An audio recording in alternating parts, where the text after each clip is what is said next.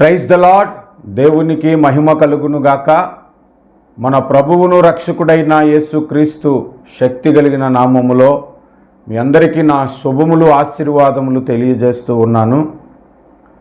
మరొక వాక్య భాగమును చదువుకొని వాక్యమును ధ్యానము చేద్దాము.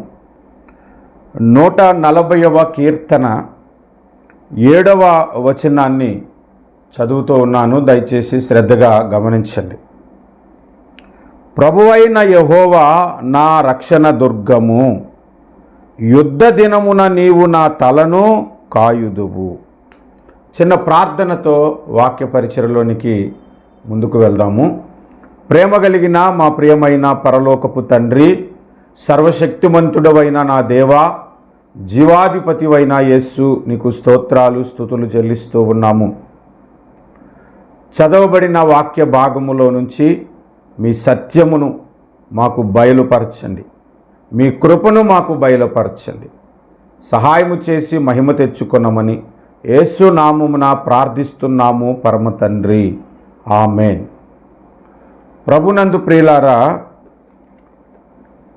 చెప్పబడుతున్న ప్రతి వర్తమానము నా వర్తమానాల విషయమే. నేను చెబుతున్న ప్రతి వర్తమానము లేఖనాలలో నుండి ఆధ్యాత్మికమైన విషయాలను చెప్పటానికే ప్రయత్నం చేస్తాను. ఇప్పుడు కూడా అనవసరమైన విషయాలు, లోకములోని విషయాలు, చరిత్రను గురించిన విషయాలు కానీ చెప్పటం చాలా తక్కువ. ఎప్పుడో అవసరాన్ని బట్టి మాట్లాడటమే కానీ వాస్తవానికి ప్రతి వచనములో నుండి దాని ఆధ్యాత్మిక భావన, మన ఆధ్యాత్మికంగా ఎదగటానికి ఉపయోగకరమైన మాటలను మాత్రమే నేను ఎక్కువగా నా వాక్య భాగములో ఎంచుకుంటాను. అలాగే ఈ దినమందు చదవబడిన వాక్య భాగము కూడా మీరు గమనిస్తే, ప్రభువైన యెహోవా నా రక్షణ దుర్గము, తర్వాత మాట మీరు దృష్టి పెట్టాల్సిన మాట, యుద్ధ దినమున నీవు నా తలను కాయుదువు అన్నాడు. యుద్ధ దినమున నీవు నా తలను కాయుదువు అంట. యుద్ధ దినము అంటే అర్థమేంటో తెలుసా? ఒకసారి యోబు గ్రంథము 7:1 మనం చదివితే, 7వ అధ్యాయము 1వ వచనం యోబు గ్రంథము. భక్తుడైన యోబు చెబుతున్నాడు, భూమి మీద నరుల కాలము యుద్ధ కాలము కాదా? వారి దినములు కూలివాని దినముల వంటివి కావా? ఇక్కడ చూడండి, భూమి మీద నరుల కాలము యుద్ధ కాలము కాదా అంటున్నాడు. అసలు మన జీవితమంతా యుద్ధకాలమే. పుట్టినది మొదలుకొని చనిపోయేంత వరకు ప్రతి దాని కొరకు పోరాటం ఉంటూనే ఉంటుంది.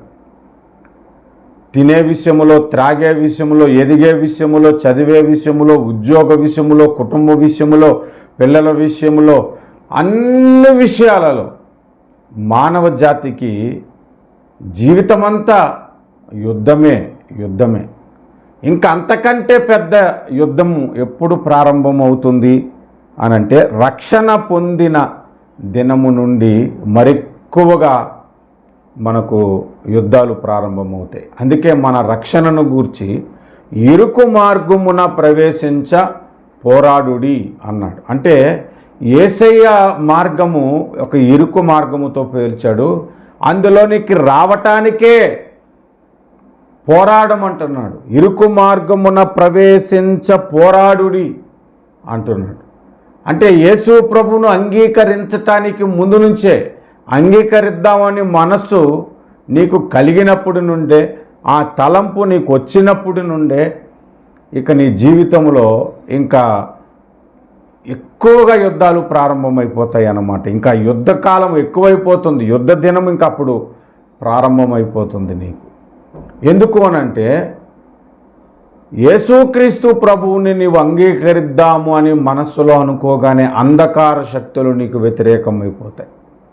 ఈ లోకములో రాజకీయ పార్టీలు నీకు వ్యతిరేకమైపోతాయి. నీ తల్లిదండ్రులు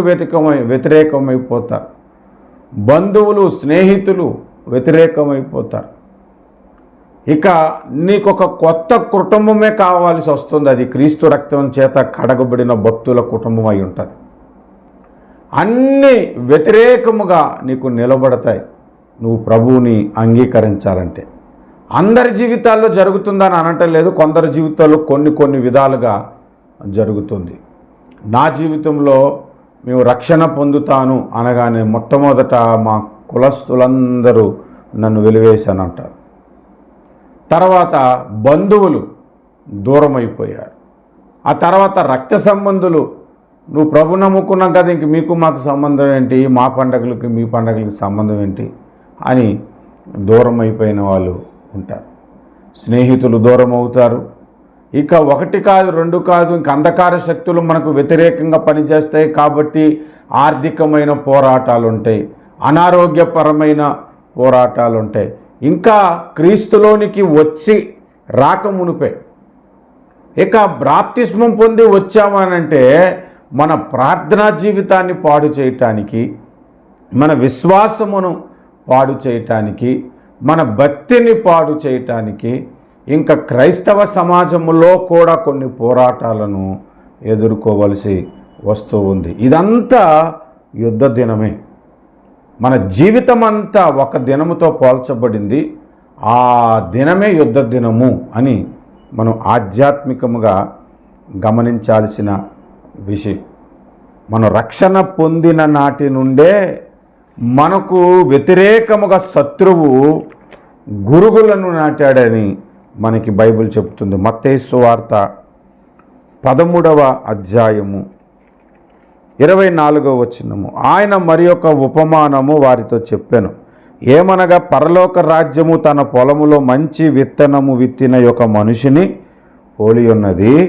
మనుషులు నిద్రించుచుండగా అతని శత్రువు వచ్చి గోధుమల మధ్యను గురుగులు విత్తి పోయెను అనంది. శత్రువు చేసిన పని ఏంటంటే గురుగులు విత్తాడు గోధుమల మధ్య. మనం రక్షణ పొందాము, మనము గోధుమలము. మన భక్తి జీవితాన్ని పాడు చేయటానికి భక్తి ముసుగులో ఉండే కొన్ని గోధుమలు కాదు, గురుగులు ఉంటాయి. అవి శత్రువే నాటాడని కూడా బైబిల్ చెప్తుంది.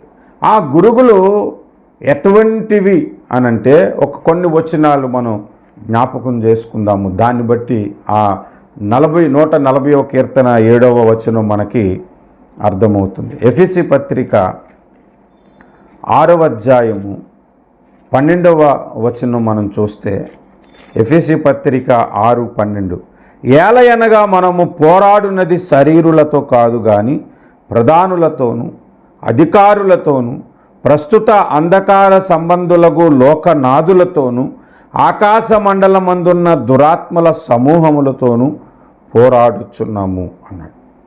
చూడండి, మనం ఎలా పోరాడుతున్నాము అనంటే శరీరులతో కాదు కానీ ప్రధానులతోనూ అధికారులతోనూ. ప్రధానులు, అధికారులు, తర్వాత ప్రస్తుత అంధకార సంబంధులకు లోకనాథులు. అంధకారంలో ఉన్న ప్రధానులు అంటే సాతానుతో పోరాటం ఉంది. సాతాను కొంతమందిని అపాయింట్ చేస్తాడు మన ఆధ్యాత్మిక జీవితాన్ని పాడు చేయటానికి. పడిపోయిన దూతల్లో కొందరిని, వాళ్ళతో పోరాటం ఉంటుంది. కొంతమంది ఈ లోకనాథులను వాడు ఎన్నుకొని మన మీద ప్రెజర్ తెస్తాడు. ఈ లోకంలో కొంతమందిని వాడు వాడుకుంటాడు మన ఆధ్యాత్మిక జీవితాన్ని పాడు చేయటానికి. గవర్నమెంట్నే వాడుకోవచ్చు, గవర్నమెంట్లో ప్రస్తుతం ఉన్న అధికారాన్ని వాడుకోవచ్చు నిన్ను చంపటానికి కానీ, నీ ఆధ్యాత్మిక జీవితాన్ని పాడు చేయటానికి కానీ. నీ బంధువులను వాడుకోవచ్చు, నీ స్నేహితులను వాడుకోవచ్చు నిన్ను మోసం చేయటానికి కానీ. ఇక ప్రతి ఒక్కరితో, వాళ్ళ శరీరాలతో కాదు, వాళ్ళ లోపడున్న దురాత్మలతో మనము యుద్ధము చేయాల్సిన అవసరత ఉంటుంది. ముందు యుద్ధం అంటే ఏమిటో తెలుసుకుంటే ఆ తర్వాత తలను కాయదు అని ఎందుకన్నాడు అన్నది తెలుసుకుందాం. ఏం తలనే కాయాలా? చేతులు కాళ్ళను కాయడా? గుండెను కాయడా? నా తలను మాత్రమే కాయదు అని ఎందుకు అన్నాడు? అది కూడా మనం తెలుసుకోవాలి కదా. కాబట్టి అసలు యుద్ధములు మనకి ఎలాగున్నవో మనం ఆలోచన చేస్తే, కొరింథీయులకు రాసిన 2వ పత్రిక 10వ అధ్యాయము 3-4 వచనాలు మనం చూస్తే, కొరింథీయులకు రాసిన రెండవ పత్రిక 10వ అధ్యాయం 3-4 వచనాలు. మేము శరీరదారులమై నడుచుకొనుచున్నను, శరీర ప్రకారము యుద్ధము చేయము. మా యుద్ధోపకరములు శరీర సంబంధమైనవి కావు గాని దేవుని ఎదుట దుర్గములను పడద్రోయి జాలినంత బలము గలవై ఉన్నవి. మేము వితర్కములను, దేవుని గూర్చిన జ్ఞానమును అడ్డగించు ప్రతి ఆటంకమును పడద్రోసి ప్రతి ఆలోచనను క్రీస్తుకు లోబడినట్లు చెరపట్టి. ఆ మాటలు మీరు గమనించండి. మనకు కలిగే యుద్ధాలు ఇంకొకటి ఏమిటనంటే, మనకు విరోధముగా కొంత జ్ఞానము పోగవుతుంది. వాళ్ళు ప్రశ్నిస్తారు మన భక్తి జీవితాన్ని. నిజమైన దేవుడు క్రీస్తు అనటానికి ఆధారాలు ఏంటంటారు, కాదనటానికి లేనిపోనివి తీసుకొస్తారు. ఇంకా కొంతమంది క్రైస్తవ ముసుగులో సంఘాలను దూరి ఫేక్ పాస్టర్స్ ఉన్నారు చూశారు. వాళ్ళు చేసే ఫేక్ స్వస్థతలు కానీ, వాళ్ళు కేవలము డబ్బు కొరకే సేవకొచ్చి దశమ భాగాల రూపములో, కానుకల రూపంలో వాళ్ళు చేస్తున్న దౌర్జన్యాలను బట్టి కానీ, ఇవన్నీ మనకు లోకము ప్రశ్నిస్తూ ఉంటుంది. ఆ ప్రశ్నలన్నిటిని మనం ఎదుర్కోవాలి, వితర్కాలను ఎదుర్కోవాలి, దేవునికి అడ్డగించు జ్ఞానమును మనము ఎదుర్కోవాలి. అందుకే సంఘాల్లో ఉంటే కొందరు రహస్యముగా జొరబడ్డారని బైబిల్ చెబుతుంది. యోధాపత్రిక 3వ వచనం చూస్తే, ప్రియులారా, మనందరికీ కలిగేడు రక్షణను గూర్చి మీకు రాయవలనని విశేష ఆసక్తి కలిగిన వాడనే ప్రయత్నపడుచుండగా పరిశుద్ధులకు ఒక్కసారే అప్పగింపబడిన బోధ నిమిత్తము మీరు పోరాడవలనని మిమ్మును వేడుకొనుచు మీకు వ్రాయవలసి వచ్చెను అంటున్నాడు. అంటే బోధ విషయంలో మనం పోరాడాలి. ఎందుకంటే దుర్బోధలు ఎక్కువైపోయాయి. భక్తిని ప్రేరేపించే బోధ కన్నా భక్తిని పాడు చేసే బోధలు ఎక్కువైపోయాయి. ఇంకా చాలా విషయాలు మనం చూడొచ్చు. కొరింథీయులకు రాసిన 2వ పత్రిక 7వ అధ్యాయము 5వ వచనము కూడా మనం చూస్తే, మేము మాసిదోనియాకు వచ్చినప్పుడు మా శరీరము ఏమాత్రము విశ్రాంతి పొందలేదు. ఎటుబోయినను మాకు శ్రమయే కలిగెను. వెలుపట పోరాటములు, లోపట భయములు ఉండెను. లోపట భయం ఉంది, బయట పోరాటము, శ్రమలు మనకి వ్యతిరేకంగా ఉంటాయి. ఇక ఒక్క ముక్కలో చెప్పాలంటే, మానవ జాతి పుట్టుక నుండి మరణం వరకు యుద్ధకాలం అయితే, మనం రక్షణ పొందిన తర్వాత యేసు రాకడలో ఎత్తబడేంత వరకు, లేదా మన ఊపిరి ఆగిపోయేంత వరకు దేవుని రాజ్యమును మనము స్వతంత్రించుకొనకుండగా జరిగే ప్రతి ఆటంకము కూడా మనకు ఒక యుద్ధమే. ఆ యుద్ధములన్నిటిలలో మనము కాసుకోవలసినది మన తల. మన తలను కాయు కృప దేవుడే మనకిస్తున్నాడు. దేవుడే మన తలను దెబ్బ తగలకుండగా కాపుదల ఇస్తున్నాడని మనము 140వ కీర్తన 7వ వచనంలో మనం చదువుకుంటున్నాము. యుద్ధ దినమున నీవు నా తలను కాయుదువు అన్నాడు. ఎందుకు తలను కాయుదువు అన్నాడు అనంటే, తల రక్షణకు సాదృశ్యము, తల నిరీక్షణకు సాదృశ్యం. చూద్దాం బైబిల్లో నుంచి. ఎఫెసీ పత్రిక 6వ అధ్యాయము 17వ వచనం, మరియు రక్షణయను శిరస్త్రాణమును అన్నాడు. రక్షణ శిరస్త్రాణముతో పోల్చబడింది. శిరస్త్రాణముతో పోల్చబడిందంటే ఆ లోపడున్న తలకు దెబ్బ తగలకుండా ఉండటానికే కదా. బండి మీద వెళ్ళినప్పుడు హెల్మెట్ పెట్టుకుంటాం, ఎందుకు? లోపల తలకు గాయము తగలకూడదని. తలకు దెబ్బ తగిలితే ఎంత ప్రమాదం అంటే మనిషి చనిపోతాడు. చేతులు ఇరిగినా కాళ్ళు ఇరిగినా బ్రతుకుతాడేమో కానీ, తలకు దెబ్బ తగిలితే, చిన్న దెబ్బ అయినా ఇంటర్నల్ బ్లీడింగ్ అయితే స్పాట్ డెడ్ అయిపోవచ్చు, లేదా కొన్ని గంటలకు చచ్చిపోవచ్చు, హాస్పిటల్కి వెళుతుండగా కూడా చచ్చిపోవచ్చు. తల అంత ఇంపార్టెంట్. మరి యుద్ధ దినమున తలనే ఎందుకు కాస్తాను అని అంటేనాడంటే, మన రక్షణను ముందు ఆయన కాపాడుతున్నాడు. రక్షణను కాపాడుకునే బాధ్యత మనది, రక్షణను కాపాడే బాధ్యత దేవునిది కూడా. మన వంతు ఏంటి అని అంటే, దేవుడిచ్చు శిరస్త్రాణము, రక్షణ శిరస్త్రాణమును మనం ధరించుకోవాలి. అనేది. రెండవది, దేవుడు అది ధరించిన తర్వాత కాపాడే పని ఆయన చేస్తాడు. దేవుడిచ్చు సర్వాంగ కవచములలో రక్షణ శాస్త్రానమును మనం పక్కన పెట్టేస్తే దేవుడు మనలను కాపాడాడు. సో రక్షణను కాపాడుకునే బాధ్యత దేవునిది, మనది కూడా. కాబట్టి రక్షణ అనేది తలకు సాదృశ్యముగా ఉన్నది. రెండవది, నిరీక్షణకు సాదృశ్యముగా కూడా రక్షణ ఉన్నది. మొదటి దశలోనిక పత్రిక 5వ అధ్యాయము 8వ వచనము, మనము పగటివారమై ఉన్నాము గనుక మత్తులమై ఉండక విశ్వాస ప్రేమలను కవచమును రక్షణ నిరీక్షణయను శిరస్త్రాణమును ధరించుకుందుము అన్నాడు. రక్షణ నిరీక్షణయను శిరస్త్రాణము అన్నాడు. నిరీక్షణ అనే శిరస్త్రాణం ఇక్కడ కనబడుతుంది. ఇక్కడ రక్షణ నిరీక్షణ అనే మాట రెండు కలిపి చెప్తున్నాడు. నిరీక్షణ అంటే మనకు అర్థం ఏంటి? ప్రతి ఒక్కరికి ఈ లోకంలో కొన్ని నిరీక్షణలు ఉంటాయి. 10th తర్వాత ఇంటర్మీడియట్లో ఎంపీసీ తీసుకోవాలి లేదా బైపీసీ తీసుకోవాలి. బైపీసీ తీసుకుంటే మెడికల్గా వెళ్ళొచ్చు. ఎంపీసీ తీసుకుంటే ఏ ఇంజనీరో ఏ ప్రొఫెసర్గో ఇంకా వేరే ప్రయత్నాలు వేసుకోవచ్చు. ఆ తర్వాత ఏం చదవాలి, చదివిన తర్వాత ఏ ఉద్యోగం సంపాదించుకోవాలి, ఇలాగా ఒక నిరీక్షణ ఉంటుంది మన చదువుకి. ఈ సమయం వచ్చినప్పుడు ఇలా చేద్దాం. పెళ్లి కొరకు ఒక నిరీక్షణ ఉంటుంది. ఎవరిని పెళ్లి చేసుకోవాలో ఒక నిరీక్షణ ఉంటుంది. ఎలాంటి అమ్మాయిని పెళ్లి చేసుకోవాలో నిరీక్షణ ఉంటుంది. ఉద్యోగం కొరకు ఒక నిరీక్షణ ఉంటుంది. క్రైస్తవులకి ఉండేటువంటి అతి ప్రాముఖ్యమైన ప్రధానమైన నిరీక్షణ ఏంటంటే పరలోకము చేరుతాము, దేవుని యొద్దకు చేరుతాము, మరణం తర్వాత నిత్యజీవం ఉన్నది, ఆ నిత్యజీవమును నేను స్వతంత్రించుకుంటాను అనే నిరీక్షణ ఉంటుంది. అది కూడా తలతోనే పోల్చబడింది. దాన్ని కాపాడే బాధ్యత కూడా దేవునిది, మనది కూడా. దేవుడు కాస్తాడు, మన తలకాయను ఆయన కాస్తాడు యుద్ధ దినమున. అంటే మనకు జరుగుతున్న ప్రతి పోరాటములో మన రక్షణ పాడైపోతుందేమో, మన నిరీక్షణ పాడైపోతుందేమో అనే జాగ్రత్త మనము తీసుకోవాలి ఒకటి. రెండవది, దేవుడు దానిని కాపాడే పని పెట్టుకుంటున్నాడు.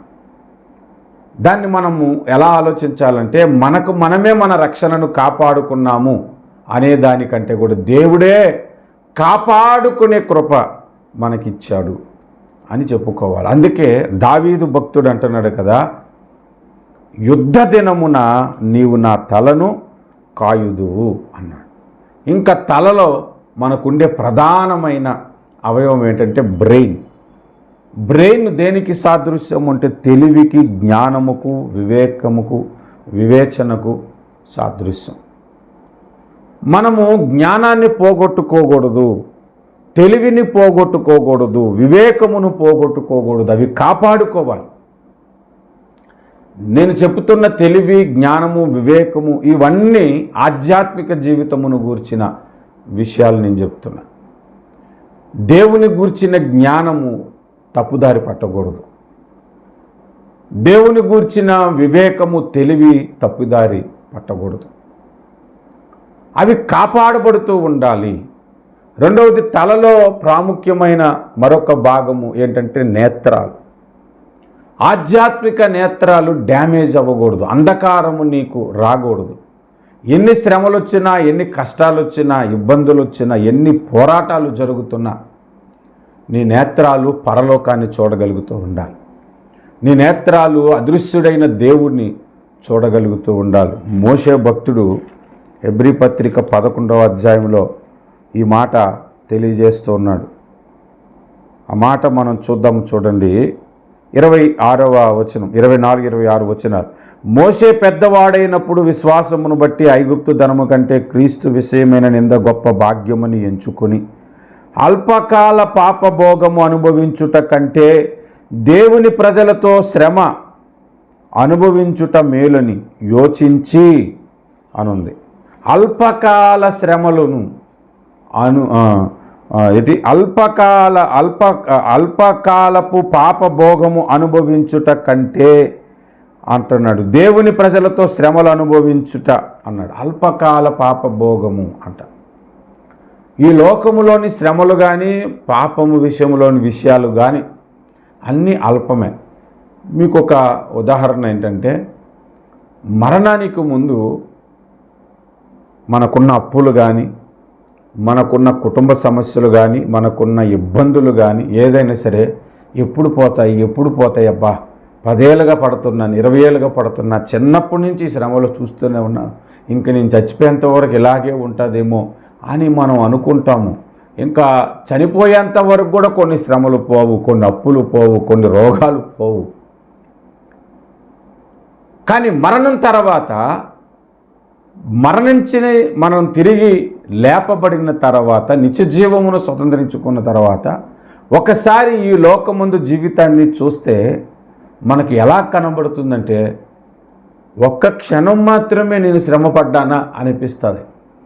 అది నిత్య జీవితం యొక్క మహిమ. మరణం తర్వాత మనకి దేవుడు చూపించే జీవితము శాశ్వత కాలము, మరణము లేని జీవితము, సుఖ సౌఖ్యాలు కలిగిన జీవితము, సంతోషభరితమైన జీవితము, చెప్పశక్యము కాని సంతోషమైనటువంటి నిత్య జీవము, ఆనంద లోకము మనకి ఉంటుంది. అది చూసి ఈ లోక శ్రమలు, మనం పడిన బాధలు, కష్టాలను, అవమానాలను తలంచుకుంటే ఒక్క క్షణమే, అల్పకాలమే అనిపిస్తుంది మనకి. అంటే మీరు ఆలోచించండి, ఆ కొద్ది కాలములో కూడా మన రక్షణను కాపాడుకునే బాధ్యత మనతో పాటు దేవుడు తీసుకుంటున్నాడు. యుద్ధ దినమున నీవు నా తలను కాయుదువు అన్నాడు. తలలో ఉండే భాగాలు చెవులు, నేత్రాలు, నోరు, బ్రెయిన్, ముక్కు, ఇవన్నీ కాపాడబడాలి. ఆధ్యాత్మిక జీవితంలో ఇవన్నీ కాపాడబడటానికి దేవుడు మనకిచ్చిన రక్షణ శిరస్త్రాణము, రక్షణ నిరీక్షణయను శిరస్త్రాణమును మనకి ఇచ్చాడు. అది ఇచ్చిన వాడే మన తలను కాపాడుతున్నాడు అన్నమాట. అంటే మనం ధరించుకోవటం మనం చేసేది పని, తర్వాత మనకి దెబ్బ తగలకుండా కాపాడే పని దేవుడు చేస్తూ ఉన్నాడు. కనుక రక్షణ పొందిన ప్రతి ఒక్కరూ గమనించాల్సిన ప్రాముఖ్యమైన విషయం ఏంటంటే, నువ్వు యుద్ధంలోనే ఉన్నావు, యుద్ధములు ఆగవు, మరణించేంత వరకు యుద్ధము జరుగుతూనే ఉంటుంది, ఏదో ఒక విషయంలో ఇబ్బంది కలుగుతూనే ఉంటుంది. అయినా నీ రక్షణ శిరస్త్రాణము నీవు తొలగించుకోవద్దు, విడిచిపెట్టొద్దు, నీ నిరీక్షణను కోల్పోవద్దు. దేవుడు అది నీకు ఇచ్చాడు, నిన్ను కాపాడటానికి, నీ తలను కాయటానికి దేవుడు అది ఇచ్చాడు. కనుక జాగ్రత్త కలిగి ఆ రక్షణ శిరస్త్రాణమును మనము కాపాడుకుందాము, జాగ్రత్త చేసుకుందాము. ఎన్ని యుద్ధాలు జరిగినా దేవుడే మన రక్షణను కాపాడుతాడు, మన రక్షణను కాపాడుతాడు. అందుకే ఆయన రక్షణకు కర్త అయి ఉన్నాడు. మన రక్షణకర్త అయిన, మన రక్షణను కాపాడే బాధ్యత ఆయన తీసుకుంటున్నాడు. రక్షణ అనుగ్రహించటమే కాదు, దాన్ని కాపాడే బాధ్యత దేవుడు తీసుకుంటున్నాడు. అయినా కొంతమంది ఆ పొందుకున్న రక్షణలోంచి తొలగిపోవడానికి కారణం ఏంటంటే, వాళ్ళ వంతు పని వాళ్ళు చేయలేకపోవటము, దేవుడిచ్చిన రక్షణ శిరస్త్రాణమును వారు ధరించుకోకపోవటము, ఆ నిరీక్షణను కోల్పోవటము వాళ్ళు చేస్తున్నారు. కనుక దేవునికి స్తుతి చెల్లించాలి, మనము దేవునికి కృతజ్ఞతలు చెల్లించాలి. ప్రభువా, యుద్ధ దినమున నీవు నా తలను కాయువాడవు అని ప్రభువుని మనము స్తుతించాలి. రక్షణ పొందేశాము, దాన్ని కాపాడుకునే బాధ్యత మనతో పాటు దేవుడు తీసుకున్నందుకు దేవునికి ఎల్లప్పుడూ కృతజ్ఞతలు తెలియజేసి, ప్రభువా నా శిరస్త్రాణమును కాపాడు, నా రక్షణ నిరీక్షణను పాడైపోకుండా కాపాడు తండ్రి అని ప్రభువుని మనము కృతజ్ఞతలు చెల్లించాలి. దేవునికి స్తోత్రం. God bless you.